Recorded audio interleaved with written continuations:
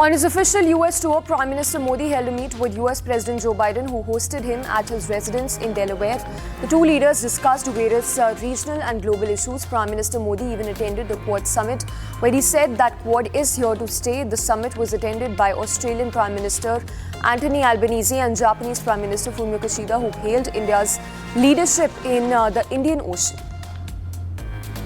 A complaint has been filed against former Andhra Pradesh Chief Minister Y. Jagan Mohan Reddy and others for allegedly defiling the sanctity of Venkateshwara Swami Temple and hurting Hindu sentiments. In fact, the complaint is lodged by advocate Karuna Sagar and cites a lab report which claims that the ghee that was used in the famous Tirupati laddu prasadam was adulterated with low-quality ghee and animal fat. The police is now currently seeking legal advice before deciding on the next steps in the investigation.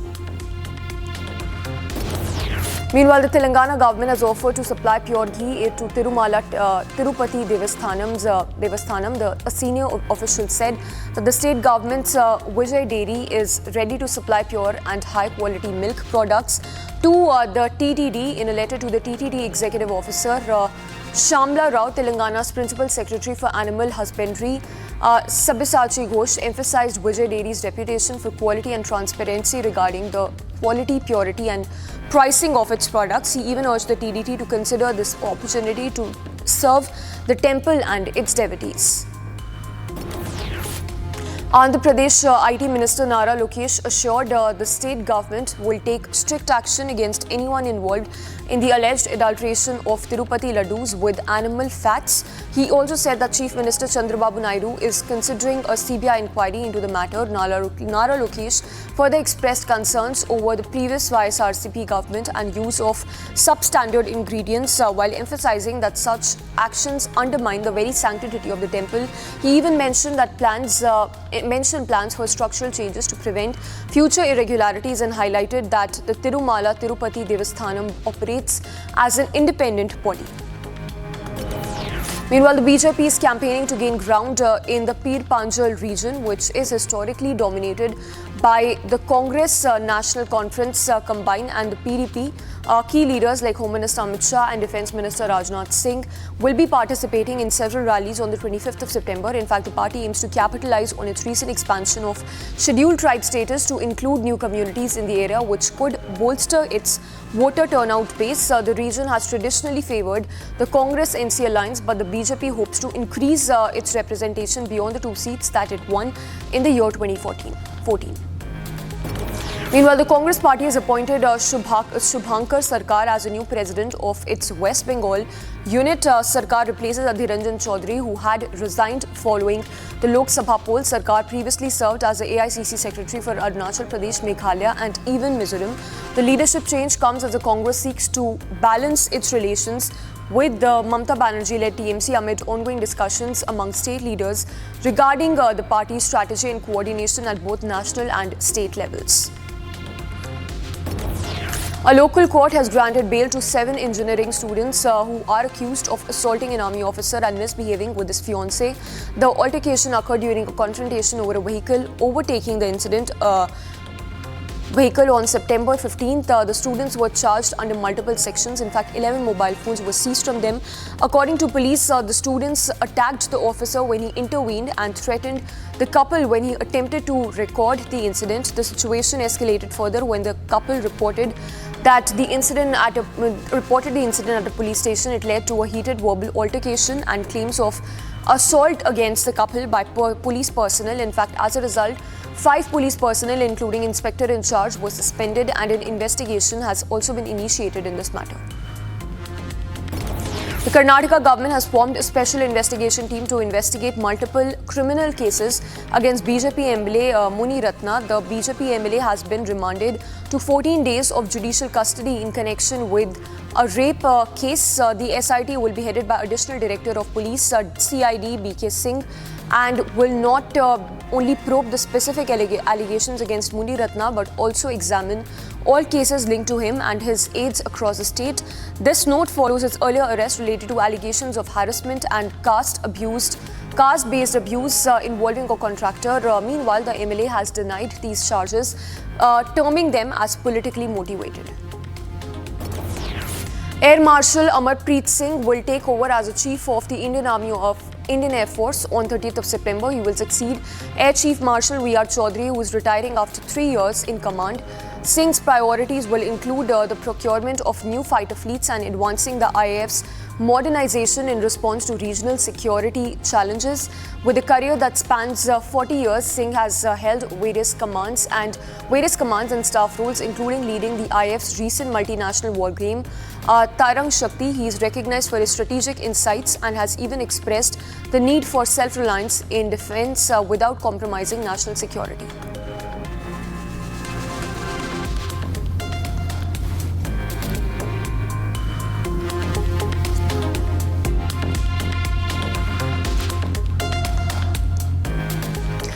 And let's now take a look at the business stories that we are tracking this Sunday morning.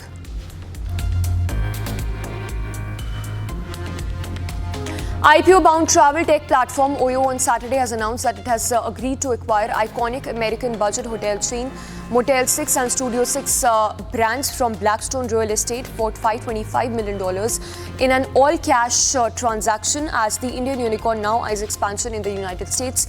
In fact, overall stays, the parent company of OYO stated that it has agreed to acquire G6 Hospitality, the leading economy lodging franchisor and parent company of Motel 6 and the chain's offshoot hotel brand Studio 6.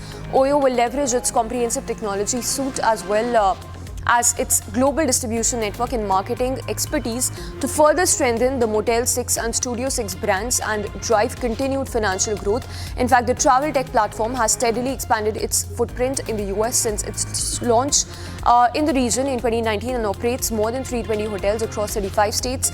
In the year 2023, last year, OYO added nearly 100 hotels to its US portfolio and now aims to add about 250 hotels in this year.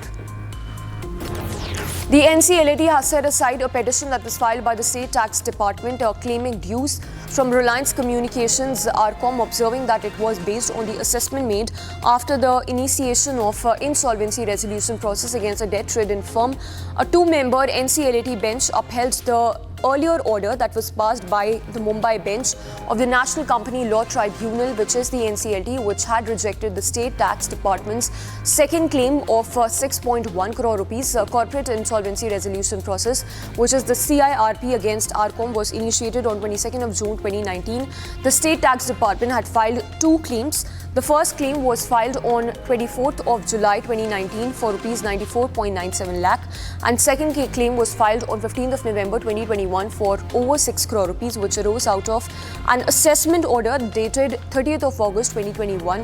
The NCLT had admitted the first claim, which was passed before the initiation of CIRP. The government has notified 1st of October as the starting date for direct tax dispute resolution scheme Vivad Se Vishwas 2.0. Vivad Se Vishwas scheme was originally announced in Budget 2024-2025 presented in the month of July for resolution of certain income tax disputes pending appeal. Finance Minister Nirmala Sitharaman, in her budget speech, had said that the government will continue its efforts to simplify taxes, improve taxpayer services, and provide tax certainty and reduce litigation while enhancing revenues in the country. Deloitte India, meanwhile, partner Krishna R. has said that the rules for the forms for VSV 2.0 are expected to be published imminently in the coming week. The scheme can also be availed by taxpayers who have disputes, including writs and special leave petitions, whether filed by the taxpayer or the tax authorities, are pending as on 22nd of July 2024 before the Supreme Court, High Court, Income Tax Appellate Tribunal Commissioner in this case. A review meeting which was headed by Finance Minister Nirmala Sitharaman on 20th of September is to measure the capital expenditure of the Ministry of Housing and Urban Affairs in the present fiscal year. In fact, 28,628 crore rupees was allocated to the ministry, and Sitharaman asked the officials to meet the capex target without compromising the amount of the budget. In fact, the Pradhan Mantri Awas Yojana was a significant agenda of the discussion. During the meeting, the scheme will be critical in resolving affordable housing solutions that exist in urban area. The government has yet again kept the capex target at 11.1 lakh crore rupees, which matches the interim budget at 3.4% of the GDP in the Union Budget 2024. In fact, consistent allocation shall possibly trigger ongoing infrastructure development in most sectors in the country. The Department for Promotion of Industry and Internal Trade (DPIIT) has sought an investigation by the Competition Commission of India into quick commerce players like Blinkit and Zepto. In fact, this development comes amid a spate of complaints from local retailers against delivery services turned platforms. Alleging anti-competitive practices, retailers said that though lower prices brought customers to the fore, they created an unsustainable market for smaller retailers that would eventually translate into higher prices once competition had diminished. India's e-commerce industry is well poised for $325 billion in 2030 with around 881 million internet users, triggering that growth. It is currently worth about $70 billion and constitutes about 7% of the country's retail markets.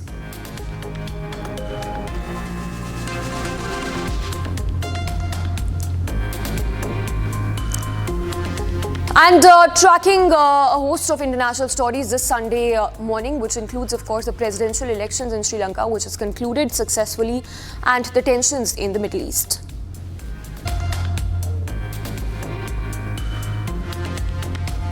The voting for Sri Lanka's presidential election ended on Saturday. The election, contested by 38 candidates, is largely a three-way race among incumbent Liberal President Ranil Wickremesinghe, Marxist-leaning lawmaker Anura Kumara, and opposition leader Sajith Premadasa. The country had gone through its worst economic crisis in its history, and the resulting political upheaval. Around 17 million people were eligible voters, and final results are expected today. The results will declare whether Sri Lanka approves of Wickremesinghe's leadership of a fragile recovery of the economy, including restructuring Sri Lanka's debt under an International Monetary Fund program after it defaulted in the year 2022.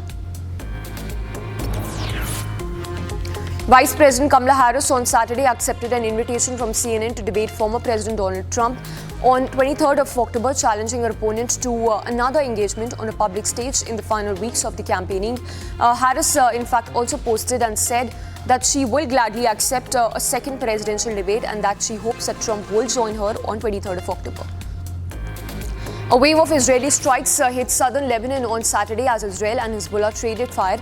The strikes hit different parts of the tense region near the border with Israel, while local TV stations reported that some strikes reached Eastern Valley region.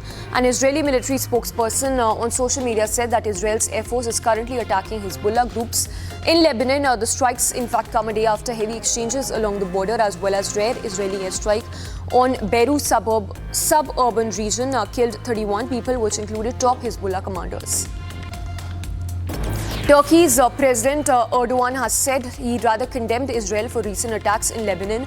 Speaking at Istanbul airport before departing for the United Nations General Assembly in New York, Erdogan voiced strong criticism of Israeli Prime Minister Netanyahu. The Turkish president even referred specifically to the exploding communication devices in Lebanon, which are believed to have targeted Hezbollah leaders, killing dozens and injuring thousands. Erdogan even called on the international community, particularly the Western nations, to take action against Israel. Erdogan also highlighted Turkey's thawing relations with Syria, saying that millions of Syrians are waiting to return home, noting that Ankara has taken steps to normalize relations with Syrian president and is awaiting a response from Damascus.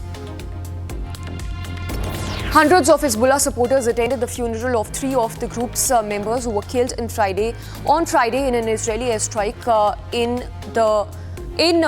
Beirut. In fact, this is Ahmad Deeb and Hassan Abdul Sattar who were among those killed in the Israeli airstrike, which claimed lives of Ibrahim Akil, who was in charge of Hezbollah's elite Radwan force, and Ahmad Wabi, another senior commander in the group's military wing. The rare strike hit an apartment block in a densely populated region on Friday afternoon during rush hours. It is said to be the deadliest strike targeting the Lebanese capital since 2006 Israel-Hezbollah war. A New Zealand pilot held hostage for over a year in Papua New Guinea of Indonesia arrived in Jakarta. In fact, this is in Jakarta after he was freed on Saturday by separatist rebels.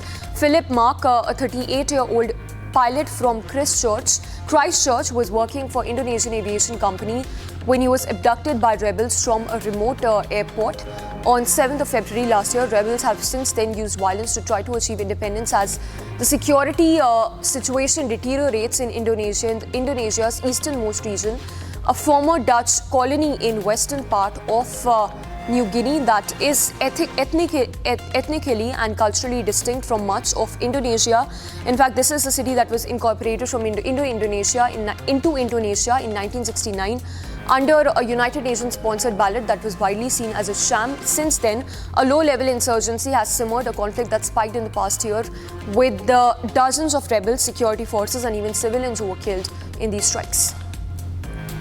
Donald Trump now returns to North Carolina on Saturday, stumping in southern battleground state that both Democrats and Republicans are treating as increasingly critical to victory in November. In fact, in his speech, the former president commented on Vice President Kamala Harris and talk show host Oprah Winfrey's interview, saying that Oprah looked embarrassed. Trump also gave some harsh words for the US President Joe Biden for inviting First Lady Jill Biden to a cabinet meeting. Biden even called on her to update the group on new White House efforts to change the approach to and boost funding for research into women's health issues.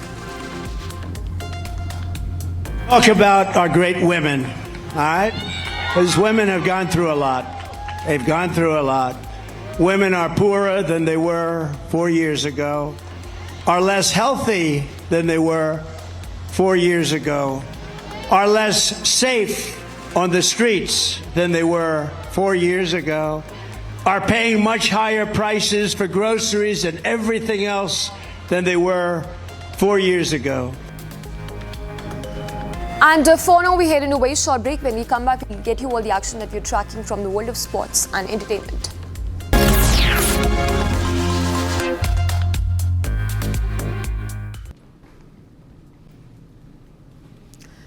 Alright, these are live visuals coming in on your screens.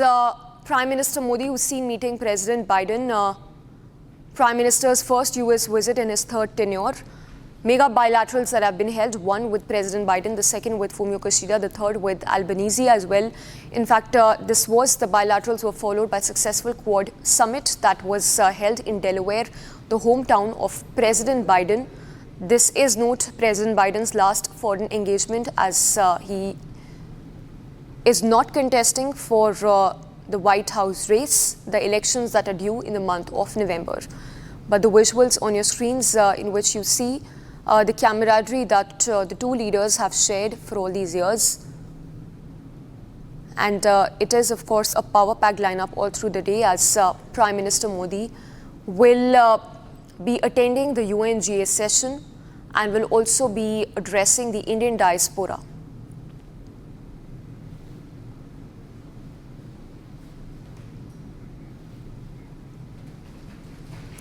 And we'll keep getting you those updates from the US. Let's now switch our focus back to quick morning, the sports highlights. And on that note, let's take a look at the sports stories that we're tracking this Sunday morning.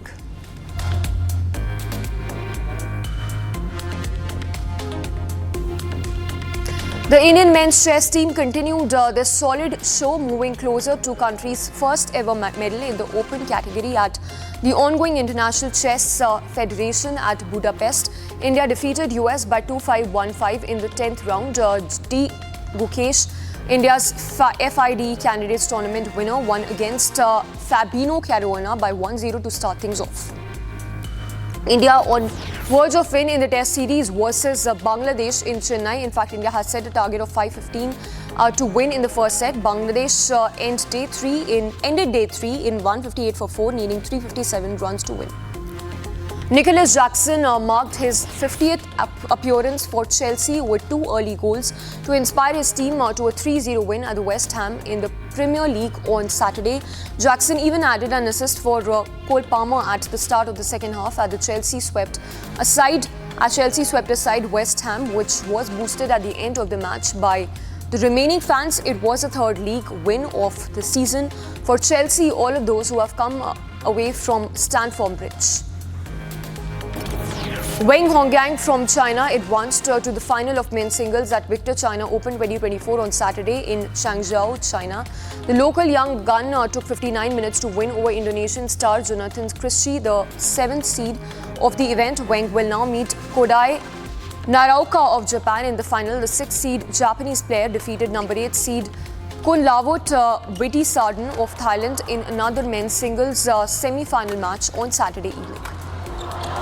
Having defeated Polina in the quarter-final earlier on Saturday, number 3 seed Beatrice Haddad defeated her older sister Veronica by 6-4, 6-4 in the semi-final of Korea's Open. This will be the Brazilians' second WTA Tour final in the last 5 weeks. In Sunday's showdown, she will play another Russian, the winner of the second semi-final between top seed Daria and Dina Schneider.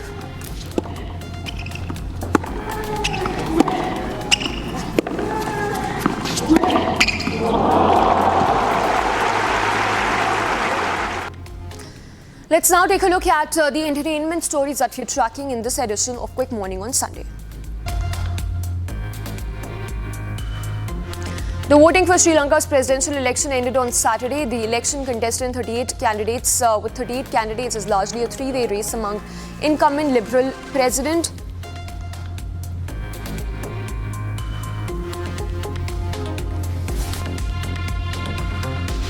During a promotional event for his upcoming movie RRR, actor expressed his desire to work in the Tamil film industry and requested his favorite director to cast him in one of his future projects. Days after the director has reacted to Junior NTR's request and hinted that soon there will be an announcement in this regard. The director even revealed that he has already met with veteran actor and even discussed story ideas regarding the movie. However, they will only go forward with the movie when they both are free from their prior work commitments. Sunil Grover is known for his comic prowess and keeps the audience on his toes whenever he makes an appearance on the hit comedy show, The Great Indian Couple Show. However, the comedian now stated that performing comedy has become more challenging over time. Backing his statement, he further added that comedians now have to be more mindful about what jokes are appropriate in the current cultural and social dynamics. The singer is currently on his Dil Luminati and World Tour and took the stage in Paris for a live concert. A video of the performance of Diljit Dosanjh is now going viral on social media. In dramatic twist, a fan even appeared to spring his phone on the stage. However, Diljit's calm demeanor has left netizens impressed. American singer, songwriter and actress Madonna stirred excitement at Dolce & Gabbana's show for the upcoming Spring-Summer women's collection on Saturday afternoon. This as she made an entrance draped in black lace veil. This was her debut at a Milan show for the duo with whom she shared a long-standing friendship since 1991. In fact, just last summer, she also marked her 66th birthday in Portofino as a guest, having previously starred in their iconic ad campaigns.